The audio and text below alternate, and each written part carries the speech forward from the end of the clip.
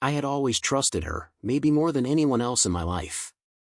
For years, we built what I thought was a stable life together, routine mornings, casual jokes over coffee, and late-night conversations that lasted until the city slept.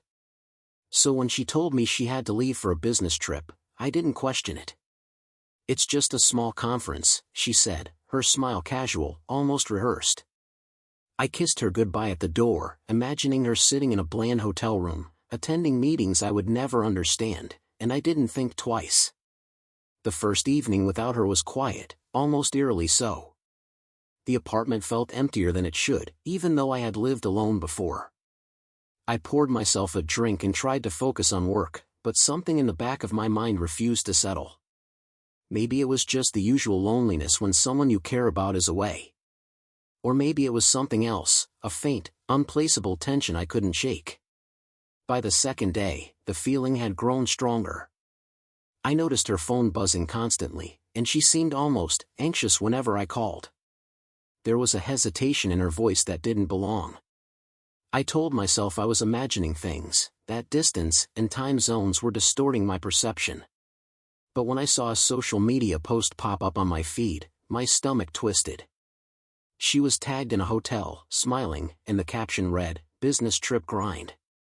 Something about it didn't sit right. I decided I needed to see for myself. Not in a confrontational way, not in a way that would ruin us, but simply to understand. I booked a ticket, same dates, same city, and took a quiet flight that left before dawn. I told no one, not even my closest friend.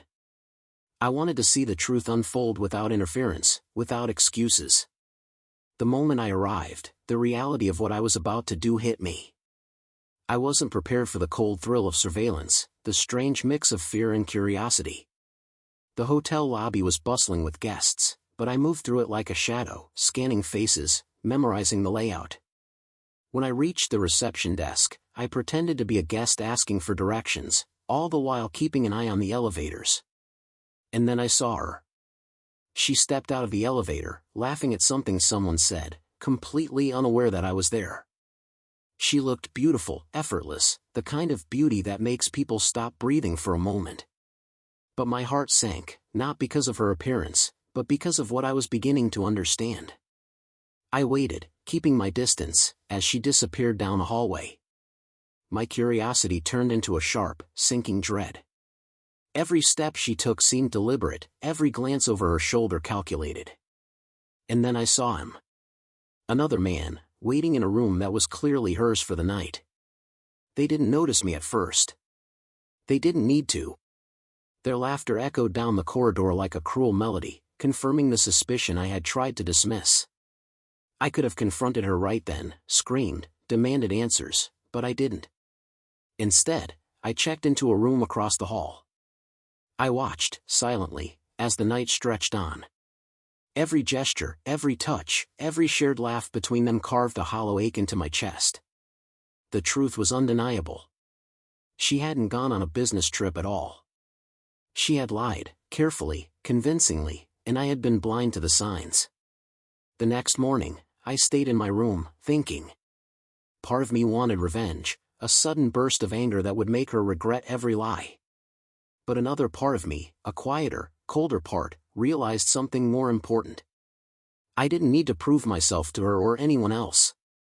I needed to reclaim my dignity, to see the situation for what it truly was, and to plan my next move carefully. I waited until she returned to her room that evening, thinking she was safe behind closed doors, before knocking gently on the door. When she opened it, the smile faltered. For the first time, I saw hesitation in her eyes, a flicker of the guilt she had carried. I didn't yell. I didn't accuse. I simply stepped inside, calm, measured, and watched her realize that her carefully constructed world had already started to crumble. We talked for hours, the conversation heavy, suffocating, yet strangely liberating. She tried to explain, to justify, but I barely listened. The betrayal had been felt long before the words were spoken. And in that quiet, tense space, I made a decision, not about forgiveness, not about reconciliation, but about myself. I would not be a pawn in her games anymore.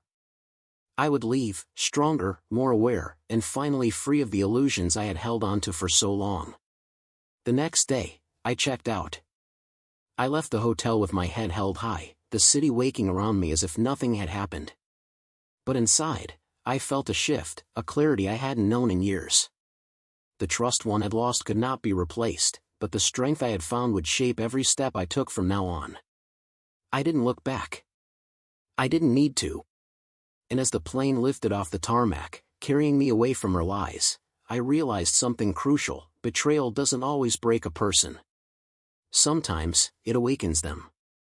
And in that awakening, I found a freedom I had never known before, a freedom that no business trip, no lie, and no love could ever take away. Did this story touch your heart? Tell me in the comments where you're watching from. I'd love to hear your thoughts. Don't forget to like, share, and subscribe so more hearts can feel these stories too.